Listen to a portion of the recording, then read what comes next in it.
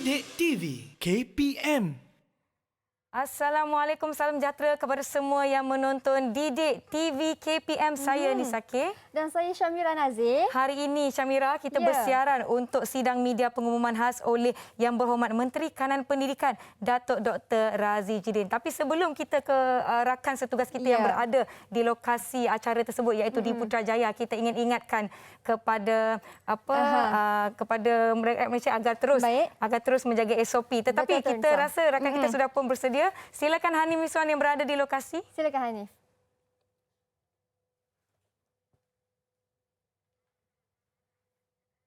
Okey, baik. Okey, kita nampak macam mungkin Hanif ada sedikit gangguan teknikal di situ, tak apa. Macam Nisa kata tadi, memandangkan kita masih lagi belum menang dalam usaha melawan COVID-19 ni kan Nisa, terutama kita dah nak raya semua sedia maklum. Jadi kita kena tetap patuh kepada SOP dan juga kepada rakyat Malaysia yang memang patuh kepada SOP ni, tahniah dan juga syabas kami ucapkan kepada anda. Namun pun begitu, kita dapat lihat ada sedikit peningkatan terhadap nombor-nombor kes COVID-19 di seluruh Malaysia. Jadi kita perlu tetap berhati-hati dengan menjaga SOP di mana saja anda berada. Jadi kita rasa rakan kita pun sudah bersedia. Hanif Miswan, apa khabar? Okey, Hanif. Hai. Macam mana di sana, Hanif? Silakan.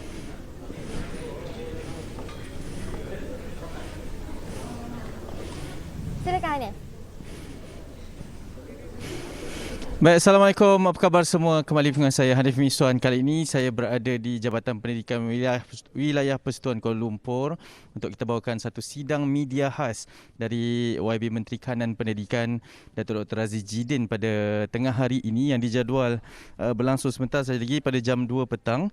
Dan kabarnya YB Menteri Kanan Pendidikan telah pun tiba di Dewan ini dan dengan kehadiran media-media dari seluruh agensi tempatan. Dan daripada apa yang difahamkan, akan ada satu pengumuman dan juga bagaimana sebenarnya dasar pendidikan negara yang akan diberitahu berkenaan dengan perjalanan pada tahun ini dan juga tahun-tahun yang bakal mendatang. Jadi ini antara perkongsian dan juga satu pengumuman sidang media yang dibuat secara terbuka daripada YB Menteri Kanan Pendidikan yang akan diumumkan pada bila-bila masa sahaja lagi pada hari ini 28 April 2021 di sini di Jabatan Pendidikan Wilayah Persekutuan Kuala Lumpur. Jadi Yang Berhormat Menteri Kanan Pendidikan pun telah tiba sebenarnya. Kita masih lagi menunggu beliau untuk turun ke bawah ini untuk bersama-sama dengan seluruh warga Kementerian Pendidikan.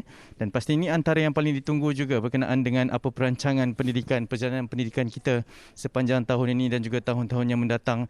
Dan kita baru sahaja telah diumumkan berkenaan dengan bagaimana perjalanan sekolah pada tahun ini yang akan mula ditutup, proses pengajaran di dalam talian juga akan kembali dilakukan apabila telah banyak sekali ataupun telah ada kes-kes yang melanda di institut pendidikan. Jadi untuk itu mungkin hari ini sangat penting untuk kita sama-sama. Jadi di sinilah juga di Didik TV KPM ni akan kami tayangkan secara keseluruhan sidang media khas yang akan dilakukan oleh Yang Berhormat Menteri Kanan Pendidikan. Sebentar saja lagi difahamkan pada jam 2 petang nanti beliau akan turun ke bawah ini untuk bersama-sama dengan kita semua dalam usaha untuk memberitahu berkaitan dengan apa dasar yang akan diberitahu. Okey, dan kabarnya pada jam 2 petang, tepat jam 2 petang nanti akan turun, akan bermula. Jadi sekarang kita masih lagi menunggu kehadiran media-media yang lain juga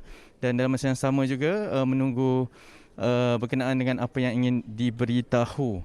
Dan ini penting dalam usaha untuk kita menzahirkan ataupun melahirkan lebih ramai pemimpin-pemimpin di masa hadapan dari sudut institusi sekolah untuk menjadikan sekolah ini sebuah tempat yang lebih selamat di dalam pandemik COVID-19 yang sedang berleluasa sekarang ini. Dan difahamkan juga ini bukan sekadar hanya kerana serangan wabak pandemik COVID-19 ini, tapi juga dalam usaha perancangan Kementerian Pendidikan, kem pendidikan kita untuk memberitahu perancangan mereka sebenarnya berkenaan dengan pelan pendidikan ataupun falsafah pendidikan negara. Akan ada pengumuman-pengumuman yang penting dan oleh sebab itulah adanya sidang media khas YB Menteri Kanan Pendidikan kita pada hari ini yang dilakukan di Jabatan Pendidikan Wilayah Persekutuan Kuala Lumpur. Okey, kita masih lagi menanti kehadiran untuk turun dan terima kasih kerana sudi bersama dengan kami di Didik TV KPM ini.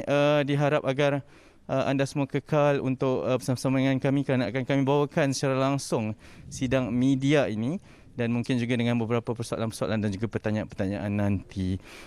Dan kita juga menuju ke arah sidang media ini dengan pelbagai isu yang telah pun dibangkitkan, dan akan ada beberapa pertanyaan saya percaya daripada rakan-rakan media yang hadir nanti, dan beliau juga masih lagi berada di atas dengan beberapa pengarah Jabatan Pendidikan Wilayah Persekutuan juga berada di atas sana juga.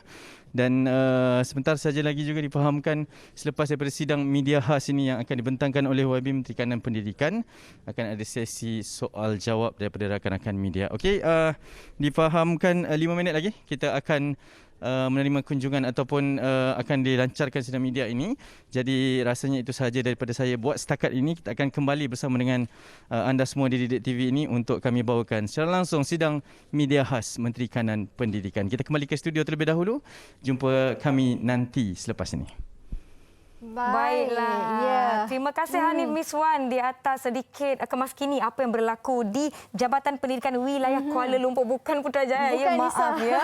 Baiklah. Ya, Nisa pun boleh awak pergi seminar sama Nisa ya. Ya. Okey, Mira, kita tadi bercakap mengenai SOP di mana apabila kita berada di tempat awam, kita perlu menjaga penjarakan fizikal sekurang-kurangnya 1 meter macam ni, 1 meter bahu ke bahu, dan apabila kita perlu membuka pelitup muka kita, silakan. Baik. Okey, kita buka pelitup muka dan simpankan di dalam sampul pelitup muka. Yang penting tidak melebihi penggunaan selama 8 jam, dan pastikan pelitup muka anda bersih untuk digunakan kembali, dan lebih baik anda membawa pelitup muka yang lebih.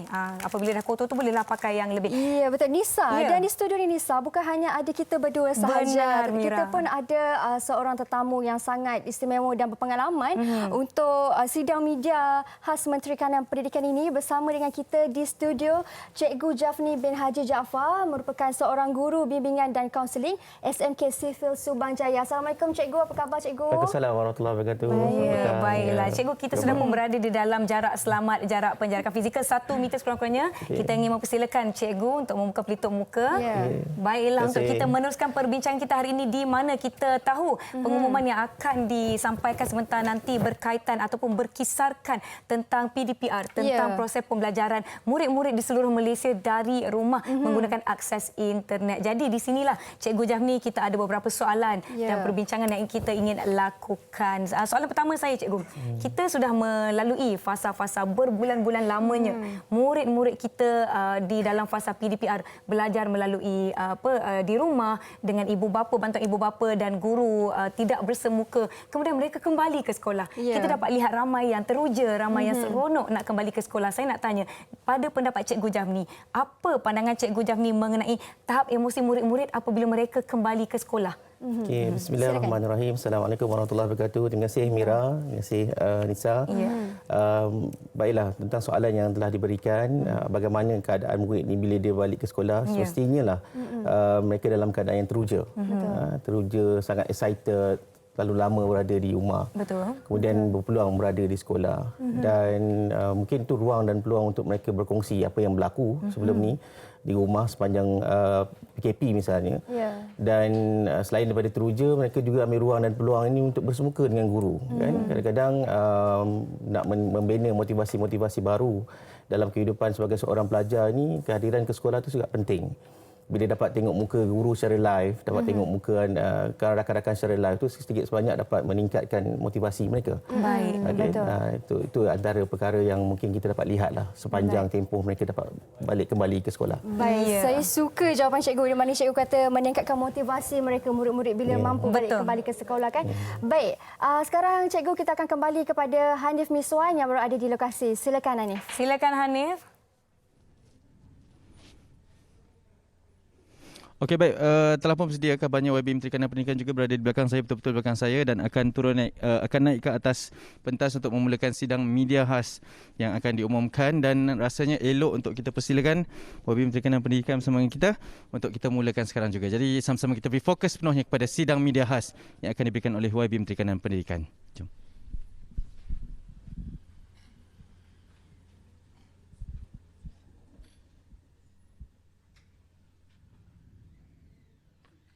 Assalamualaikum warahmatullahi wabarakatuh.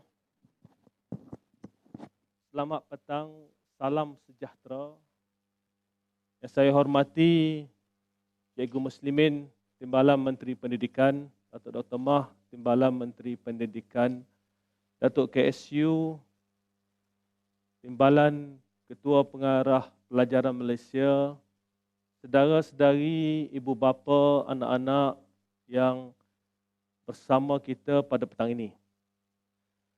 Tujuan sidang media kita pada petang ini adalah untuk menjelaskan tentang status peperiksaan UPSR dan juga pentaksiran PT3.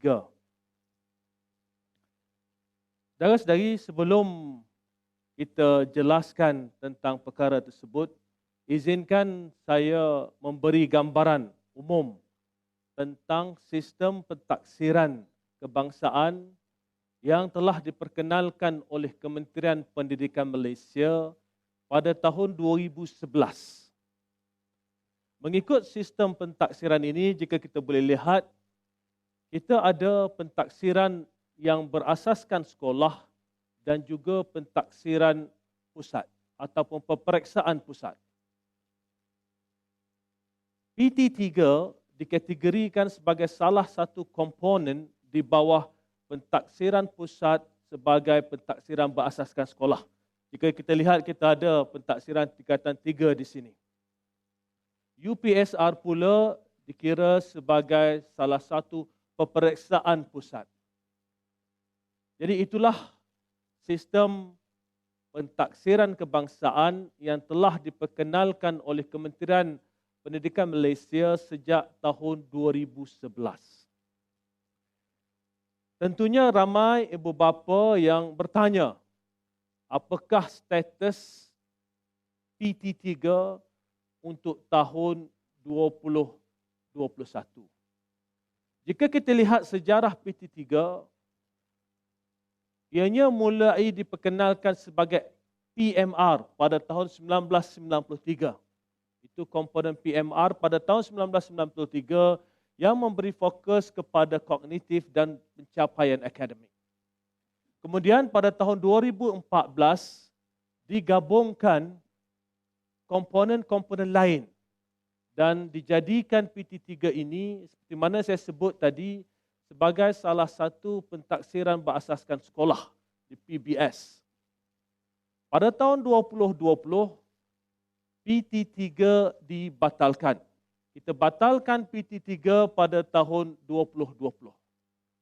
Untuk tujuan kemasukan murid ke asrama bagi tahun 2021, murid-murid yang berminat untuk ke asrama tahun ini, pada tahun lalu telah menduduki peperiksaan apa yang kita panggil PKSK, iaitu pentaksiran kemasukan sekolah khusus. Jadi ini keadaannya pada tahun 2020. Bagaimana dengan tahun 2021? Kementerian telah membuat ketetapan bahawa pada tahun 2021 PT3 dibatalkan. Di mana tahun lalu, pada tahun ini PT3 dibatalkan. Antara asas utama yang kita pertimbangkan dalam membuat keputusan untuk membatalkan PT3 bagi tahun 2021 adalah mengambil kira masa yang ada bagi murid-murid kita membuat persediaan khususnya secara bersemuka bersama guru-guru di sekolah. Jika kita lihat keadaan penularan COVID-19 masih belum dapat ditangani sepenuhnya. Dan kita mengambil kira keadaan semasa dan mengambil kira juga bahawa tanpa pelaksanaan PT3 untuk tahun ini, kaedah pentaksiran murid boleh terus dilaksanakan. Jadi untuk tahun 2021, seperti mana juga untuk tahun 2020 sebelum ini, pentaksiran murid adalah berdasarkan 3 komponen utama, iaitu PBD, PPSI dan juga PAJSK. Ya, ini merupakan pentaksiran yang kita boleh gunakan untuk tahun 2021. Sebagaimana pada tahun 2020, pada tahun 2021, kemasukan ke sekolah khusus tingkatan 4 tahun 2022 akan dibuat berdasarkan PKSK.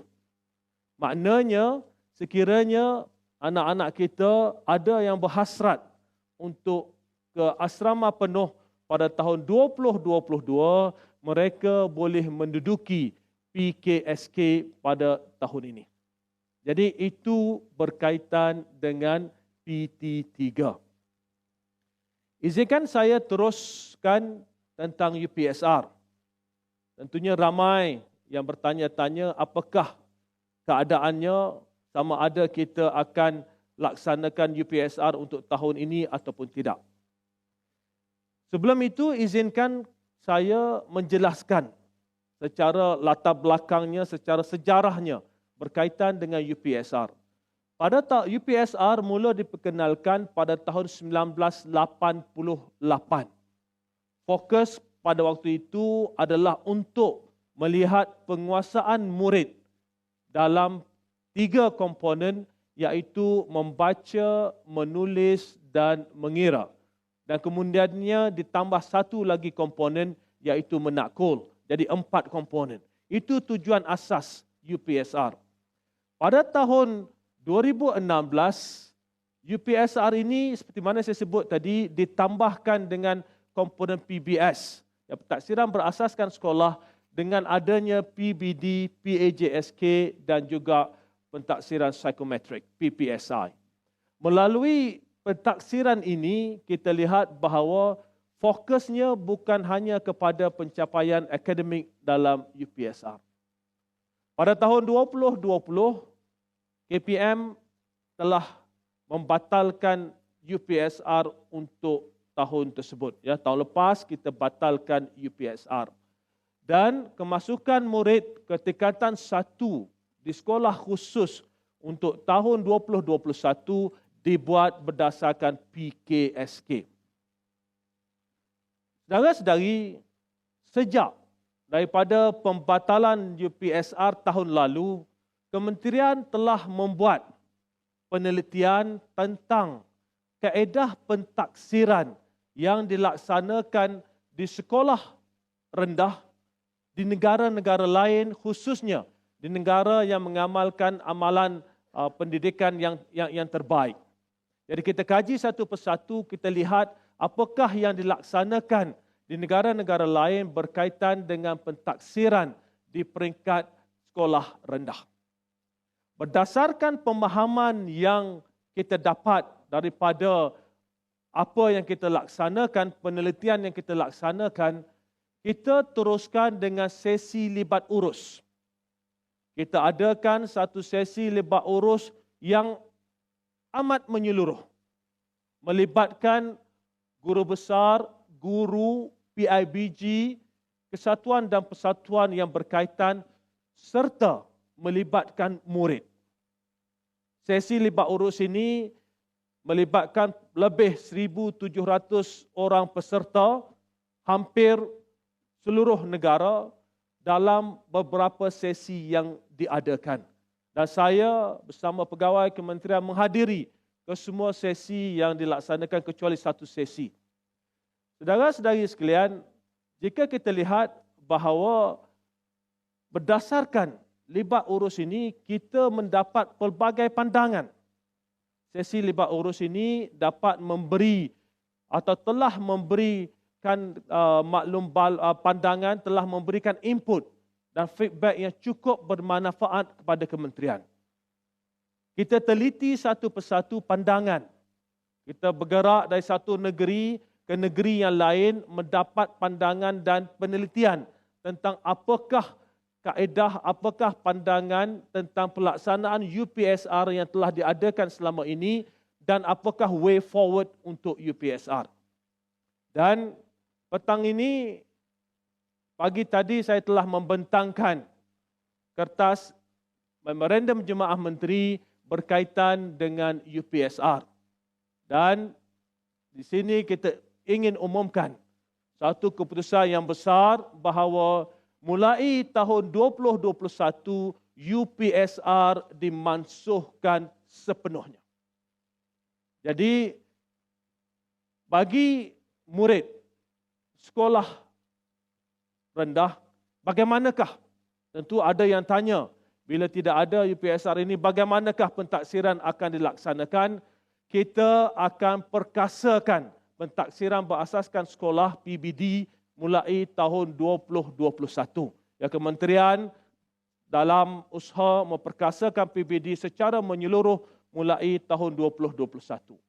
Bagaimana pula tentang kemasukan murid ke asrama untuk tingkatan 1 2022? Seperti mana yang kita laksanakan pada tahun ini, untuk tahun 2022, kemasukan ke asrama adalah berdasarkan PKSK. Seterusnya, tentunya ibu bapa untuk murid berkeperluan khas tertanya-tanya bagaimana tentang PASR. Selari dengan pemansuhan UPSR, PASR juga dimansuhkan. Penilaian untuk murid-murid berkeperluan khas akan dilaksanakan di peringkat sekolah melalui PBD. Saudara-saudari sekalian, secara umumnya, pertama sekali, untuk PT3 dibatalkan. PT3 dibatalkan untuk tahun 2021. Namun pentaksiran itu kekal dalam sistem pentaksiran kebangsaan. Ya. Dibatalkan untuk tahun ini, tapi konsep pentaksiran itu masih kekal dalam sistem pentaksiran kebangsaan. Berbeza dengan UPSR, UPSR dimansuhkan sepenuhnya mulai tahun 2021. Saya rasa itu sahaja sedikit penjelasan saya. Saya buka kepada soalan. Silakan.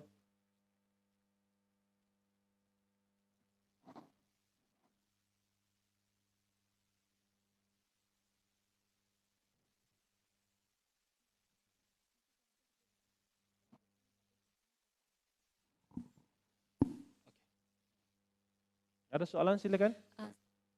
Yep. Soalan Tak dengar.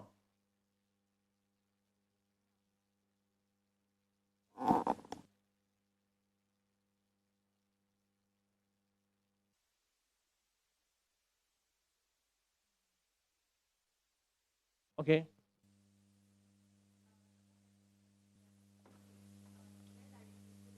Yep.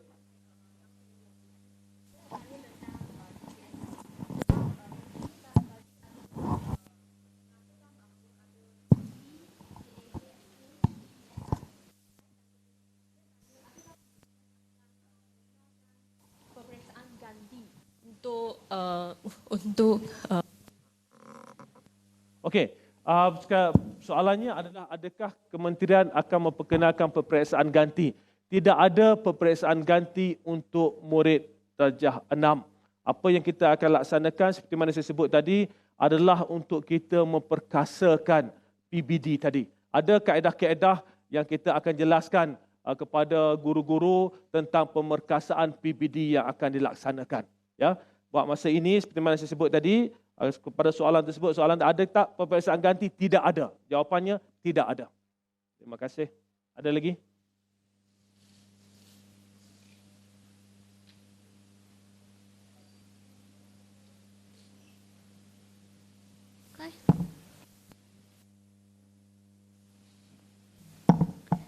Salam Menteri.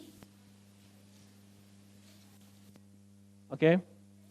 Dari Sincu Dewi, saya nak tanya apakah mekanisme untuk menilai keputusan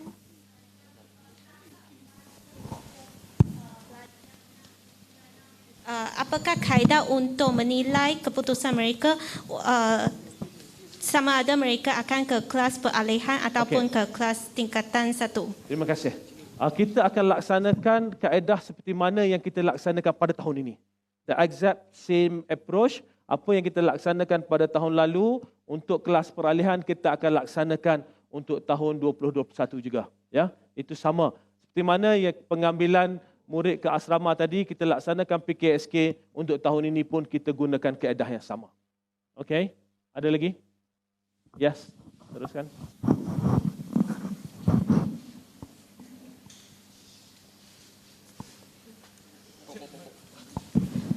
Okey.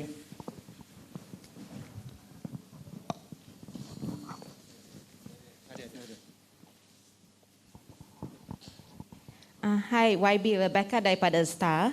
Boleh jelaskan lagi bagaimana PBD akan dilaksanakan untuk murid-murid tahun 6? PBD ini seperti mana kita tahu, PBD ini dilaksanakan bukan sahaja untuk murid tahun 6 ya. Dilaksanakan untuk murid di peringkat sekolah, dilaksanakan keseluruhan murid. Dia bukan sahaja untuk murid tahun 6. Ya, apabila kita lihat pelaksanaan PBD ini, ianya lebih menyeluruh kerana guru lebih memahami murid-murid mereka dan ini membolehkan intervensi dibuat. Sekiranya terdapat keperluan untuk guru membuat intervensi tertentu melalui kaedah PBD ini, guru lebih mudah membuat intervensi berdasarkan keupayaan murid. Dan itu yang kita akan laksanakan. Okey? Ada lagi? So will there be any kind of report on the students' performance at the end of Ada. year Seperti 6? mana biasa yang mana murid-murid dimaklumkan tentang tahap penguasaannya, itulah yang kita akan laksanakan. Ya, kita akan laksanakan, kita akan lihat tahap penguasaan murid tentang pencapaian mereka dan ini akan laporan ini dapat dikeluarkan untuk setiap orang murid. Terima kasih. Ada lagi? Assalamualaikum, saya Sarah dari Media Prima. Nak tahu mengenai apa hasil libat urus yang diadakan itu, apa penjelasan yang diberikan sebelum capai keputusan untuk memansuhkan? Hasilnya, satu soalan yang baik. Apakah hasil dari sisi libat urus ini? Secara umumnya, kita dapat lihat banyak pandangan yang diberikan oleh pelbagai pihak. Saya just berkongsi sebahagian, ya, sebahagian daripada hasil libat urus ini yang dikongsikan oleh sama ada guru besar, guru, ibu bapa dan juga murid-murid sendiri dan juga kesatuan dan persatuan yang berkaitan. Pertama sekali kita ambil dalam konteks guru dan juga guru besar. Antara yang disebut oleh mereka, apabila tumpuan diberikan kepada UPSR, maka banyak masa di sekolah ini ditumpukan kepada mata pelajaran yang mana murid akan menduduki peperiksaan. Dan apa yang dilaksanakan di sekolah adalah, ini pandangan ya, ini apa yang kita terima daripada sesi libat urus, di mana guru pada kebiasaannya akan cuba menghabiskan silibus secepat mungkin bagi membolehkan mereka melaksanakan latih tubi untuk menyediakan murid menduduki peperiksaan. Guru besar dan guru-guru ada menceritakan bagaimana mereka terpaksa mencuri, ya, mencuri ini so-called menyusun kembali jadual, ya, mencuri mata pelajaran lain yang tidak ada peperiksaan bagi membolehkan murid-murid membuat persiapan untuk peperiksaan UPSR. Itu dalam antara konteks yang diberikan. Ini juga mengurangkan ruang untuk guru menggunakan kreativiti mereka dalam menyampaikan pengajaran di sekolah. Memandangkan masa itu perlu difokuskan untuk memastikan murid-murid disiap sediakan bagi menduduki UPSR. Dan antara pandangan yang kita banyak terima adalah bahawa guru ingin melihat supaya mereka diberi ruang untuk menggunakan kreativiti, menggunakan inovasi mereka, mengajar pelbagai mata pelajaran supaya keberadaan murid di sekolah itu adalah dalam satu suasana pendidikan yang menyeronokkan.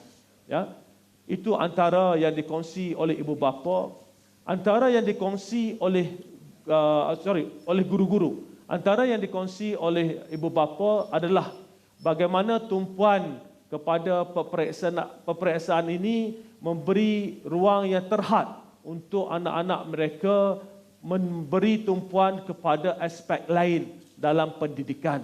Ya, ada ibu bapa menceritakan bahawa ada antara mereka memandangkan melihat UPSR ini satu peperiksaan yang cukup penting, ada yang telah mula menghantar anak-anak mereka ke kelas tuition, kelas tambahan seawal darjah 1 sebagai contoh. Jadi itu antara perkara-perkara yang dikongsikan oleh ibu bapa Dan ada ibu bapa juga yang menceritakan bagaimana ya keluarga dari sosioekonomi yang berbeza apabila melihat bahawa UPSR ini perlu diberi penekanan, maka mereka juga terasa tekanan tersebut dalam konteks untuk menyediakan anak-anak mereka menduduki UPSR. Ada juga ibu bapa yang berkongsi keadaan di mana anak mereka merasa tertekan kerana perlu membuat persediaan yang begitu jitu bagi memastikan mereka dapat menduduki peperiksaan UPSR. Ada juga ibu bapa yang menceritakan bagaimana tumpuan kepada A, ya, 6A. Kalau tak dapat 6A itu seolah-olah anak ini belum mencapai tahap yang sewajarnya. Ada yang berkongsi kata ada yang dapat 6B sebagai contoh. 6B ini tidak dilihat sebagai seorang murid yang cemerlang kerana mereka tidak mempunyai A. Ya. So ini antara pandangan-pandangan yang dikongsi oleh ibu bapa. Dan juga kita turun ke bawah, saya sendiri bersama pegawai kementerian bertemu dengan murid-murid, bertanyakan kepada mereka tentang UPSR. Secara umumnya murid-murid melihat UPSR ini satu komponen untuk ke asrama penuh. Ini antara feedback yang paling banyak kita terima, bahawa kami kenapa perlu menduduki UPSR sebab nak ke asrama penuh, iaitu pandangan umumnya. Namun begitu, apabila kita laksanakan PKSK untuk murid tahun 6 pada tahun lalu bagi membolehkan kemasukan ke asrama penuh tahun ataupun sekolah khusus tahun 2021, kita lihat hanya 1/4 daripada keseluruhan jumlah murid tahun 6 2020 mengambil keputusan untuk menduduki PKSK. Jadi kita lihat bahawa sekiranya diberi pilihan, tidak semua murid yang ingin menduduki peperiksaan khusus untuk ke asrama penuh ini. Jadi itu antara perkongsian anak-anak kita bersama dengan kami apabila kita bertanya tentang peperiksaan UPSR. Ada yang berceritakan tentang tekanan yang dihadapi mereka. Ya, ada menceritakan bahawa bagaimana balik sekolah kami kena pergi kelas itu, kemudian kami nak kena pergi kelas tuition dan sebagainya. Ada yang sebut kat saya, penat pakcik, setiap hari nak kena buat macam itu. Itu antara perkongsian daripada anak-anak kita. Dan kesatuan dan juga persatuan yang berkaitan juga menyokong cadangan ataupun memberi pandangan bahawa inilah masanya untuk kita mansuhkan UPSR. Okey? Kalau ada lagi? Sebelah sana. Silakan.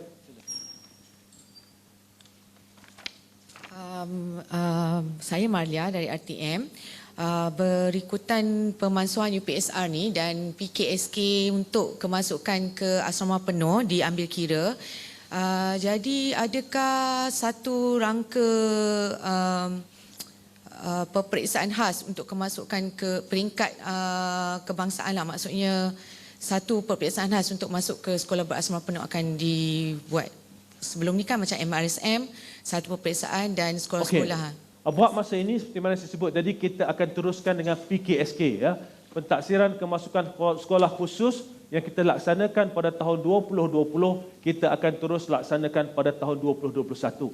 Jadi untuk kemasukan murid darjah 6 ke tingkatan 1 di sekolah khusus melalui PKSK dan juga murid tingkatan 3 ke tingkatan 4 di sekolah khusus juga melalui PKSK. Ada lagi? Silakan. Soalan lain boleh? Macam mana? Ada soalan lain. Soalan lain. Bolehlah soalan lain pun. Silakan.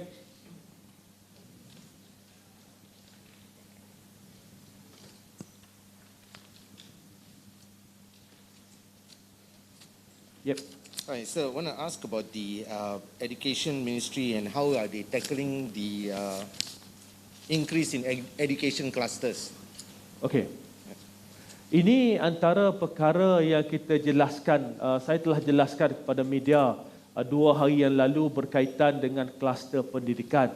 Ya, saya juga telah kongsikan maklumat-maklumat dan data ini di sosial media saya berkaitan dengan jumlah kes yang melibatkan kluster pendidikan. Jadi di peringkat awal ini, apabila disebut kluster pendidikan, dimasukkan semua sekali. Ya, sama ada kes berlaku di institusi pengajian tinggi, di institut latihan, di sekolah-sekolah kerajaan negeri, di sekolah-sekolah swasta, di ma'had tahfiz dan sebagainya dimasukkan sekali di bawah kluster pendidikan. Namun begitu, kita telah duduk dengan Kementerian Kesihatan untuk memohon supaya kluster pendidikan yang berkait dengan institusi yang di bawah operasi Kementerian Pendidikan diletakkan berasingan. Ini bagi membolehkan masyarakat mendapat maklumat yang jelas tentang apa sebenarnya yang berlaku dalam konteks kluster pendidikan. Kalau kita rangkumkan semua sekali dan disebut sebagai kluster pendidikan, masyarakat akan melihat seolah-olah itu semuanya berkaitan dengan sekolah. Sebab itu kita minta dengan KKM supaya keluarkan komponen-komponen institusi yang berkaitan dengan KPM. Melalui data yang ada pada kita dan juga apa yang disebut oleh KKM, kita lihat jumlah kes dalam konteks kluster pendidikan melibatkan institusi di bawah KPM adalah sekitar 2% daripada keseluruhan kes kluster. Ya, data ini telah kami sediakan, telah kami siarkan, saya rasa media-media pun telah mendapat maklumat tersebut. Apa yang kita ingin sebut di sini bahawa dalam konteks kes yang dijelaskan oleh KKM, lebih 60% kes yang ada ini adalah kes sporadik. Kes yang berlaku di luar kluster. Kes yang tidak dapat dihubung kait dengan mana-mana kluster. Bila sporadik ini kes dalam komuniti. Pergi di mana-mana sahaja kita tak tahu ya sama ada kes di situ ataupun tidak. Itu sebahagian besar adalah kes sporadik, lebih 60%, maka bakinya adalah kes kluster. Ya, kes kluster hampir 40% kes kluster. Jadi dalam kes kluster ini 2% sahaja berkaitan dengan Kementerian Pendidikan. Sebab itu ingin saya jelaskan bahawa dalam konteks ini sebenarnya anak-anak kita ataupun guru-guru kita, pendedahan mereka kepada risiko jangkitan ini sama seperti rakyat Malaysia yang lain. Kerana kes ini telah berada dalam komuniti, kes sporadik yang saya sebutkan tadi. Maknanya kalau dia tak pergi sekolah, ya apa yang kita dapat dalam kes-kes yang berkaitan dengan sekolah, mereka mendapat jangkitan ini dari luar. Okay, daripada ibu bapa yang bekerja sebagai contoh. Ataupun daripada keluarga yang menghadiri majlis sosial sebagai contoh. Majlis-majlis yang berkaitan, perhimpunan-perhimpunan ramai. Jadi sebab itu dalam konteks menanganinya, let's go to how menanganinya. Dalam konteks menangani kes-kes dalam sekolah ini, seperti mana yang kita jelaskan, saya jelaskan bahawa jika kita lihat, ya, apabila kes berlaku di sekolah, kementerian akan buat mapping. Kita akan lihat dalam kelas ini, setiap kes itu kita akan satu persatu buat mapping untuk melihat kat mana jangkitan ini berlaku. Berdasarkan mapping yang dibuat, ini untuk sekolah yang tidak ada asrama. Just put aside sekolah asrama. Ya. Untuk sekolah yang tidak ada asrama, ya, kita lihat bahawa jika berlaku jangkitan, SOP itu membantu mengurangkan perebakan atau penularan yang meluas. Sebab itu, nak menjawab soalan tadi, bagaimana kita nak menanganinya, perkara paling utama adalah pematuhan kepada SOP itu sendiri. Ya, pematuhan kepada SOP itu sendiri. Dan seperti mana saya sebut pada media sebelum ini, cabaran kita adalah di sekolah asrama. Ya, bagaimana kita telah tubuhkan satu task force untuk sekolah asrama bagi memastikan supaya ianya dapat diperketatkan, diperkukuhkan bagi memastikan anak-anak kita yang berada sama ada di sekolah harian ataupun di sekolah asrama dapat datang ke sekolah dalam keadaan yang selamat. Okey, ada lagi?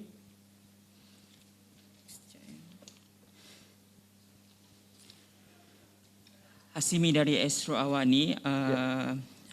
Datuk, saya ada dua soalan khususnya berkaitan dengan pelajar di asrama. Ketika ini kita lihat pada larangan rentas negeri tidak dibenarkan dan difahamkan pelajar akan pulang. Bagaimana mekanisme KPM untuk penghantaran pulang pelajar SBP dan adakah akan menyediakan penghantaran atau membenarkan ibu bapa untuk merentas negeri mengambil anak masing-masing. Yang kedua adalah keperluan untuk mengkaji semula kebenaran membawa telefon bimbit di SBP. Kita lihat kepada kes COVID-19 ketika ini, kebimbangan ibu bapa khususnya untuk melihat atau mengetahui status anak mereka. Jadi adakah kita boleh mengkaji untuk membenarkan SBP membenarkan pelajar untuk bawa telefon bimbit? Terima kasih. Soalan pertama tentang pergerakan murid-murid asrama kembali ke rumah masing-masing. Yang ini kita akan maklumkan satu SOP lengkap berkaitan dengan perkara ini. Yang ini kita akan maklumkan dalam masa yang terdekat. Yang kedua tadi penggunaan telefon bimbit itu dalam kes-kes tertentu, ya, seperti mana SPM sebelum ini, jika saudara-saudari ingat, SPM tahun 2020 mereka kembali ke asrama, duduk di asrama untuk satu tempoh yang lama, tak bertemu dengan ibu bapa. Kita benarkan penggunaan telefon bimbit dalam konteks tersebut secara terkawal di sekolah asrama.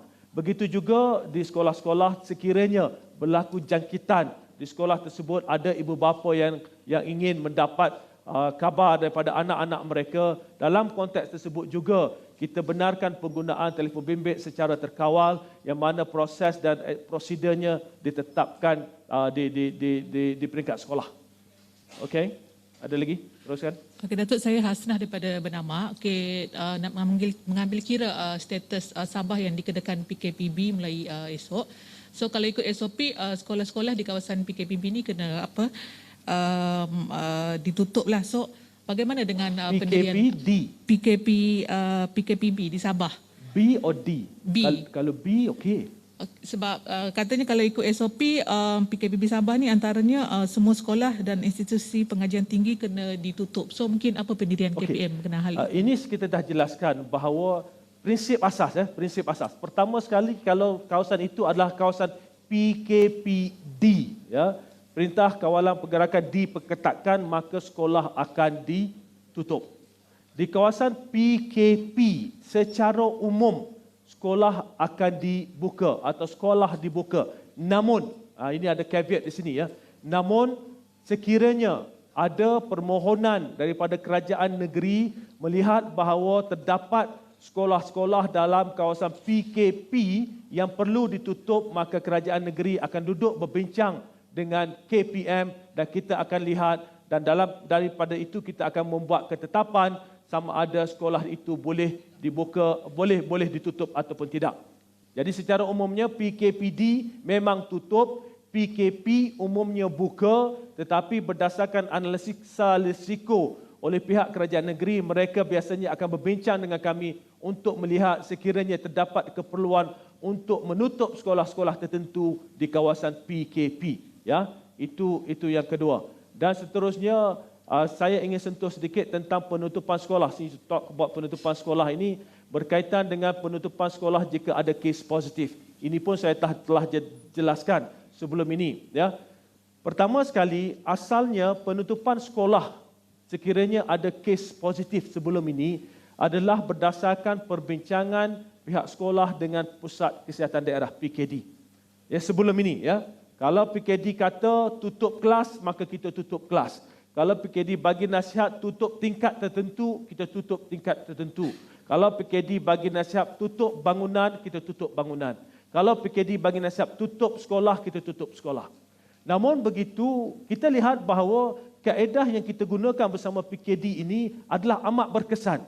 Biasanya nasihat yang dikeluarkan oleh PKD, kalau dikata tutup kelas tersebut, kita tutup, kita lihat bahawa tidak ada penularan baru di sekolah tersebut. Sebab itu selama ini kita menggunakan kaedah tersebut.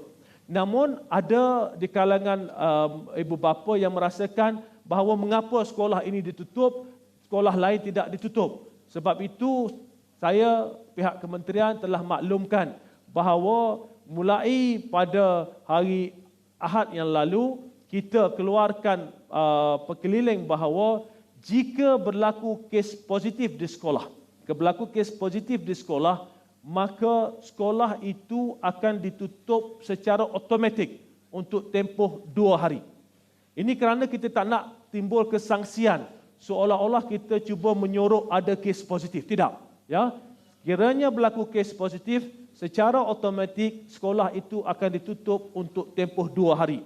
Pada hari pertama, pengetua atau guru besar bersama PPD akan duduk dengan PKD untuk melihat sama ada tempoh penutupan itu perlu dilanjutkan.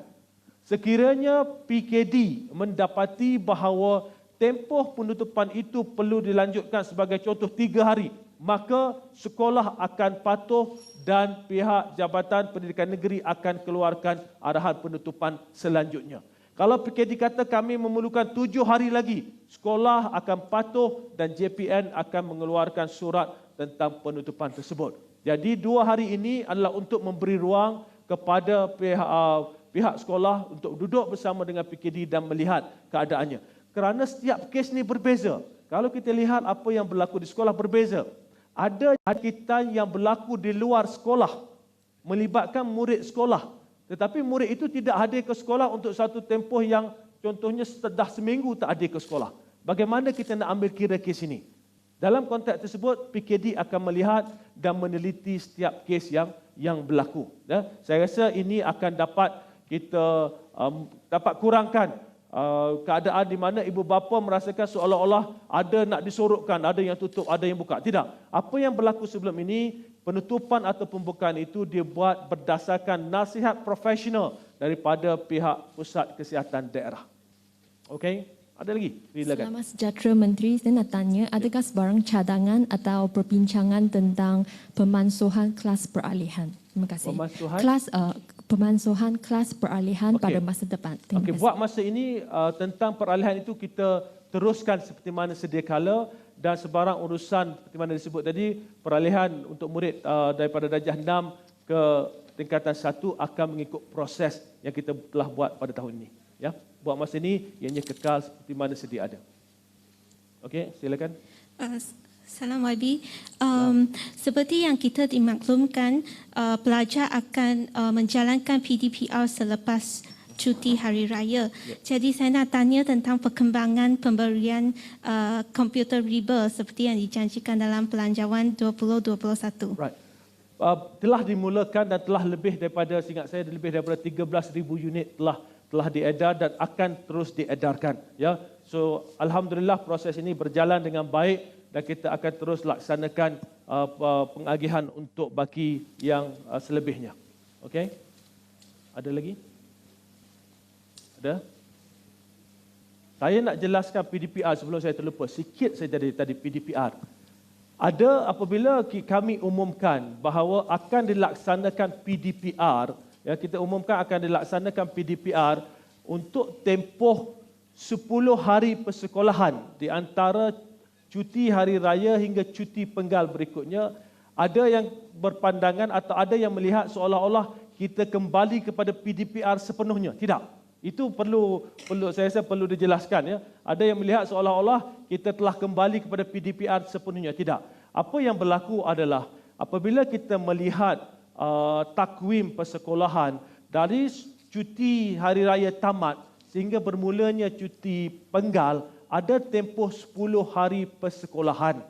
Jadi kita kaji, kita duduk berbincang secara mendalam untuk tempoh 10 hari persekolahan ini, adakah kita mahu murid kembali ke sekolah 10 hari kemudian bercuti penggal.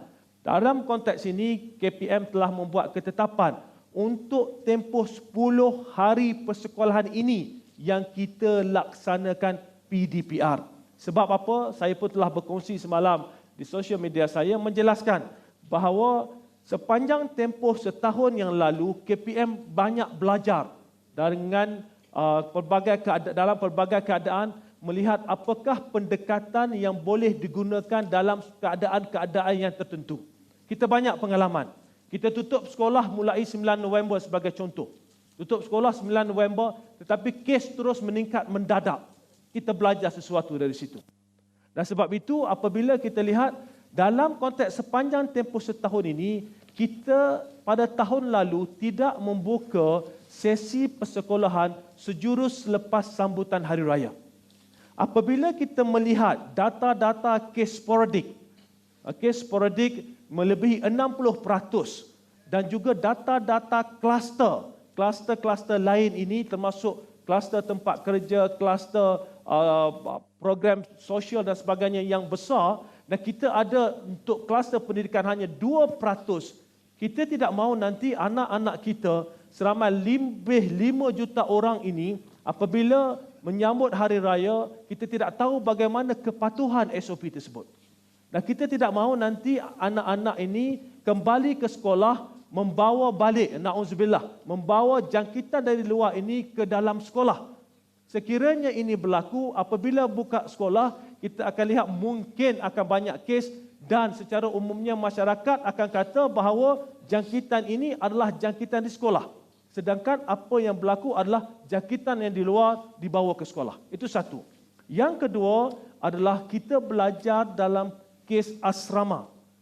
Kita melihat berlaku peningkatan kes dalam kalangan murid asrama ini, seingat saya ada dalam 1,200 kes secara keseluruhannya untuk murid asrama ini kerana mereka baru mula. Mereka kembali daripada kampung halaman masuk ke asrama, membawa jangkitan daripada luar dan kembali ke asrama.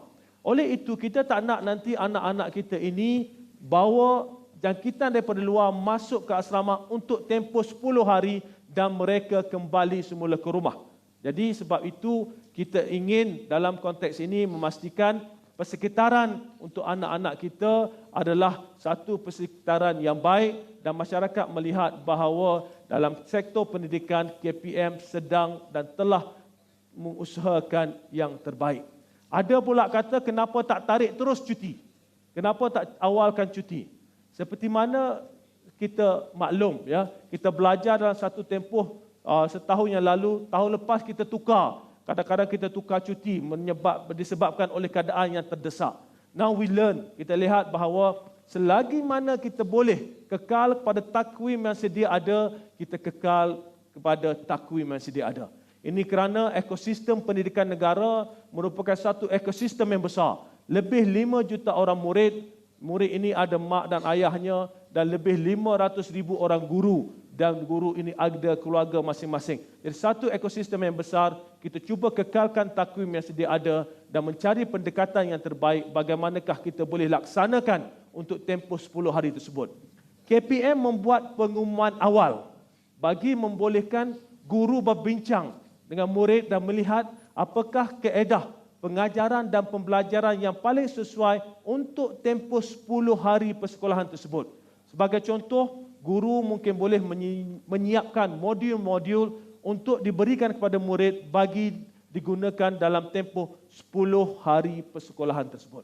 Saya rasa sedikit sebanyak ini akan dapat menjelaskan bahawa PDPR yang dilaksanakan itu adalah untuk tempoh 10 hari di antara cuti hari raya sehingga cuti penggal. Terima kasih. Ada lagi? Ada lagi? Okey. So, one last question. I want to ask you, what is the status of the teacher who made the rape joke? Okey. Pertama sekali berkaitan dengan kata yang sebut tadi berkaitan dengan jenaka rogol yang dikatakan disebut oleh seorang guru, ya. Pertama sekali saya ingin jelaskan bahawa kami di kementerian mengambil serius perkara ini. We cannot tolerate this. Okay? Kita tidak akan bertoleransi dengan perkara sebegini. Namun begitu, di peringkat kementerian kita sedang melaksanakan penyiasatan yang mendalam dan kes ini telah menjadi kes polis. Tapi saya ingin tegaskan kepada umum bahawa kita mengambil serius, kita sedang membuat siasatan yang cukup mendalam untuk melihat keadaan sebenar dan sekiranya terdapat kes, maka tindakan yang sewajarnya dan tindakan yang tegas akan diambil ke atas kes tersebut. Okey? Ada lagi? Okey. Kalau tak ada,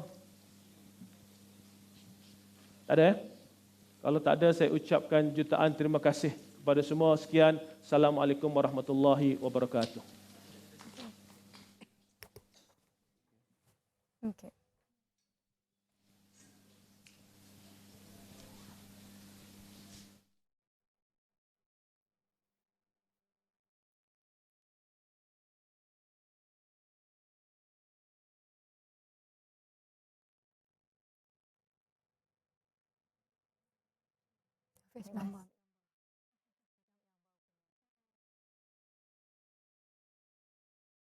Khas yang dilakukan oleh YB Menteri Kanan Pendidikan, kita telah pun dimaklumkan ada beberapa perkara. Antara intipati yang paling penting diumumkan adalah berkenaan dengan pemansuhan UPSR bermula daripada tahun ini 2021 dan akan dimansuhkan sepenuhnya.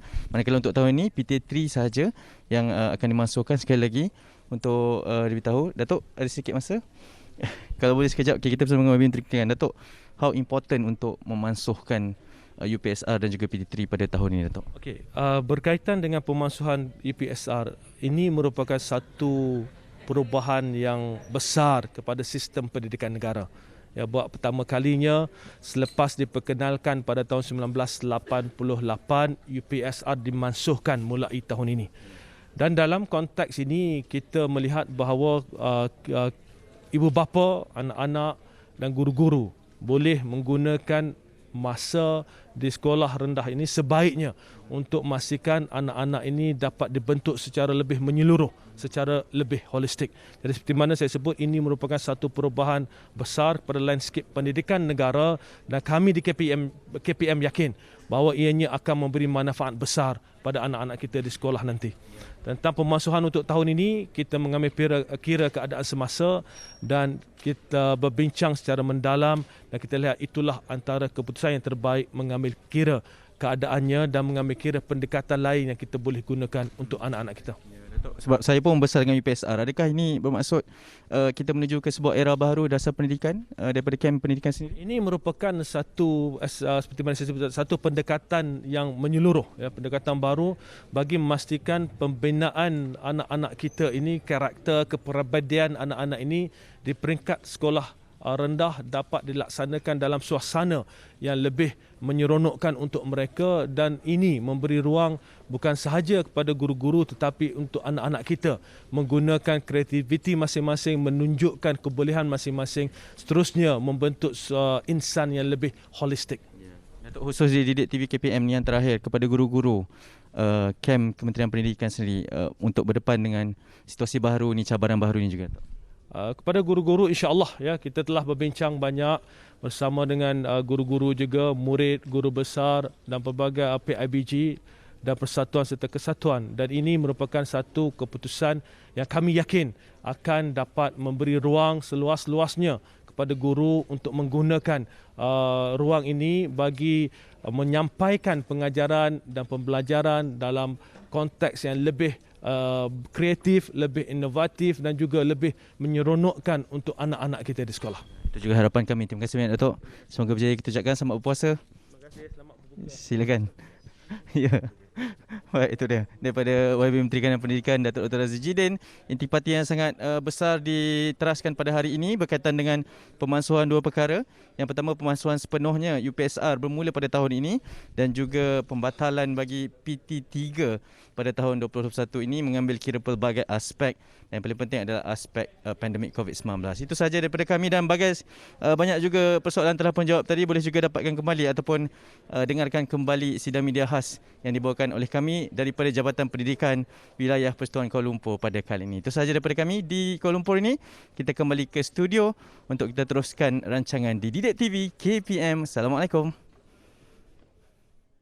Baik. Ya, terima kasih Hanif Miswan yang berada di Jabatan Pendidikan Negeri Wilayah Persekutuan Kuala Lumpur bersempena dengan sidang media pengumuman khas oleh Yang Berhormat Menteri Kanan Pendidikan Datuk Dr. Razi Jidin, di mana antara intipati ataupun input penting yang rakyat Malaysia nanti-nantikan adalah pengumuman berkenaan dengan PT3 dan juga UPSR, di mana PT3 dibatalkan atau ditunda untuk tahun 2021 manakala UPSR telah dimansuhkan sepenuhnya dengan berakhirnya format pembelajaran KBSR yang mana kita menjalankan proses PKSK untuk kemasukan pelajar darjah 6 ke tingkatan 1 dan pelajar tingkatan 3 ke tingkatan 4 ke sekolah berasrama penuh. Soalan saya, Cikgu Jafni, yang merupakan guru bimbingan dan kaunseling SMK Sifi Subang Jaya yang bersama-sama dengan kita, tahun lalu PKSK telah dijalankan secara berperingkat.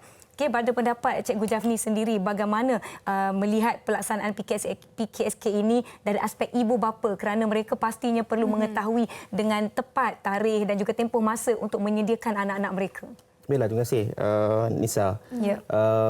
Kalau kita lihat tadi apa yang diumumkan oleh Menteri bahawa di pihak kementerian sudah ada cukup persiapan rapi. Maknanya kepada ibu bapa boleh semaklah di laman web MOE kementerian untuk pastikan bilakah tarikh yang ditentukan untuk PKSR ataupun kita katakan PKSK itu akan dijalankan pada tahun 2022. Baik. Dan apa yang paling menarik sekali apabila kita memahami, pandangan saya melihat ini satu perubahan kepada era baru sistem pendidikan negara, yang mana daripada orientasi berorientasikan peperiksaan kepada sistem pendidikan secara holistik, apa yang disebutkan oleh Menteri Kanan Pendidikan tadi.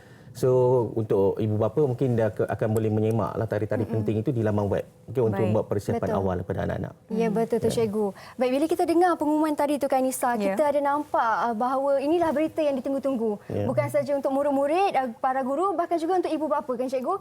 Jadi bila kita tengok ada perubahan yang besar, terutama ada UPSR dimansuhkan sepenuhnya kan. Itu merupakan sejarah barulah tercipta, terutama sekali dalam dunia peperiksaan Malaysia ni kan cikgu. Tetapi soalan saya nak tanya kepada cikgu, pandangan cikgu. UPSR itu dimasukkan sepenuhnya apabila diperkenalkan pada tahun 1988. Dan PT3 pula tidak dimasukkan tetapi hanya dibatalkan sahaja. Jadi jadi saya minta pandangan cikgu lah tentang hal itu. Baiklah, terima kasih Mira. Kalau kita lihat dalam sejarah, UPSR itu dimulakan pada tahun 1988 sehingga sekarang lebih kurang 33 tahun. Itu juga dengan PT3 bermula pada tahun 2014 dan lebih kurang 7 tahun. Dan apabila menteri memutuskan bahawa bukan pihak menteri lah, jawatankuasa yang terlibat memutuskan bahawa UPSR itu dimansuhkan, maknanya dalam sistem kurikulum bersepadu sekolah rendah tu, itulah hasilnya. Fokus kita dalam KBSR ialah membaca, menulis, mengira. Tetapi dalam sistem yang baru iaitu kurikulum standard sekolah rendah itu KSSR, kita nak melihat tentang tambahan satu lagi, bukan hanya membaca, menulis, mengira, tapi menakul. Maknanya macam saya katakan tadi bahawa ini adalah satu era baru dalam sistem pendidikan, bahawa kita nak melihat bukan hanya pelajar itu disediakan bukan hanya untuk peperiksaan semata-mata tetapi lebih holistik. Kan di dalam kalau kita katakan pemansuhan UPSR dan juga kita katakan pembatalan PT3 pada tahun ini, tapi ada penilaian lain kita sebut sebagai pentaksiran. Bilik darjah sebagai satu komponen penting untuk kita lihat bagi membantu dan menunjuk arah kepada guru-guru dan para pelajar untuk mempersiapkan diri mereka pada masa akan datang. So maknanya bukan hanya tergantung begitu, tak ada UPSR tak belajarlah. Kalau tak ada PT3 tak belajarlah. Maksudnya proses pembelajaran dan pentaksiran itu, sebab tu kita katakan dia pentaksiran. Pentaksiran ni dia sebagai disebut sebagai dijalankan secara berterusan. Tetapi kalau kita kata penilaian, dia ada tempoh tertentu. Contohnya macam tempoh pengajian sesuatu tahun misalnya, dan diuji macam UPSR, kita ada PMR dulu dan SPM, baru kita dapat hasil dan kita gradekan pelajar-pelajar ni. Tapi sekarang kita ada penilaian bilik darjah misalnya. Dan kalau kita lihat pada pelaporan pentaksiran sekolah rendah itu sendiri, kita ada 4 komponen penting di situ. Satu, kita ada PBD iaitu pentaksiran bilik darjah. Kita ada juga PJSK, dan kita ada psikometrik dan juga UPSR. Tapi sekarang ni UPSR tu dah dimasukkan. Kita ada lagi 3 pentaksiran yang boleh kita lihat untuk membantu ke mana arah tuju pelajar-pelajar ni. So itulah yang kita ada sekarang ni. UPSR dan juga PT3 antara input penting yang kita dapat daripada sidang media tersebut. Dan satu lagi yang orang kata menggoncang perasaan seluruh rakyat Malaysia iaitu pengumuman pelaksanaan PDPR selama 10 hari selepas berakhirnya cuti aktiviti. Tetapi telah dijelaskan oleh Menteri Kanan Pendidikan di mana PDPR ini dijalankan selama 10 hari kerana jurang ataupun tempoh yang pendek antara cuti Aidilfitri dan juga cuti penggal. Jadi 10 hari sahaja, tidak perlu tiba-tiba takut, tiba-tiba macam mana ni, resah gelisah lah rakyat Malaysia. Jadi sebagai seorang guru bimbingan dan kaunseling, mungkin Cikgu Jafni boleh kongsikan apa persediaan emosi kepada ibu bapa dan murid-murid di rumah bagi tempoh ringkas 10 hari PDPR ini. Baiklah, Nisa, kalau kita lihat pengumuman menteri memaklumkan bahawa PDPR itu berlaku 10 hari selepas cuti perayaan Hari Raya, kita dapat lihat bahawa ini punca daripada data yang kita dapat lihat 83.3% kluster institusi perguruan itu yang kita kata terkesan dengan COVID-19. Baik. Dan apa yang paling menarik ni kalau kita katakan macam mana kita nak meningkatkan motivasi pelajar ni, pelajar sekarang ni dah ada pengalaman lampau. Betul. Sebelum ni tahun lepas pun mereka dah melalui PDPR. Cuma tempoh 10 hari selepas maksudnya dalam pengumuman Menteri Kanan, tempoh masa yang ada ni memberikan persediaan kepada kita. Kan, kepada ibu bapa, guru-guru dan para pelajar bagaimana nak memilih modul yang sesuai, bagaimana nak memilih kaedah yang sesuai. Ibu bapa pun nak menyediakan anak-anak ni. Dan yang paling penting ialah para pelajar. Para pelajar kena lebih memberi fokus kepada apa yang mereka ingin cari sebenarnya. Benar. Kan, maksudnya kalau mereka ingin belajar itu definisinya sangat luas kan. Maksudnya kalau belajar itu kalau dalam sisi PDPR pun proses belajar tu masih berjalan. Bagi perkara yang sangat penting bagaimana mereka memberikan fokus dan meletakkan prioriti dalam situasi dan kondisi sekarang. Keadaan sekarang kita dalam keadaan ancaman COVID-19, keselamatan. Dalam masa yang sama, pembelajaran juga perlu berjalan, maka PDPR adalah satu solusi yang terbaik sekarang ini. Betul. Baik. Terima kasih Cikgu Jafni di atas perkongsian berkenaan dengan pengumuman yang telah kita dengar sebentar tadi berkenaan dengan PT3 dan juga UPSR. Betul tu Nisa. Dan macam Cikgu Jasni katakan tadi, konteks ataupun masuk pembelajaran itu luas, bukan hanya di sekolah sahaja kan Cikgu? Di rumah pun belajar juga. Jadi dengan berakhirnya pengumuman sidang media khas YBMK Menteri Datuk Dr. Razi Jidin, harap terjawablah segala persoalan terutama sekali kepada murid-murid, ibu bapa dan juga para pendidik. Jadi di sini nak ucapkan terima kasih kepada Cikgu Jafni atas perkongsian ilmu yang diberikan pada hari ini. Terima kasih Cikgu. InsyaAllah kita akan bertemu lagi sebentar lagi. Para penonton Didik TV akan bersama-sama dengan Mira untuk program Mahir. Jadi teruskan menonton Didik TV KPM. Saya Nisa K. Saya Mira Nazir. Assalamualaikum. Bye.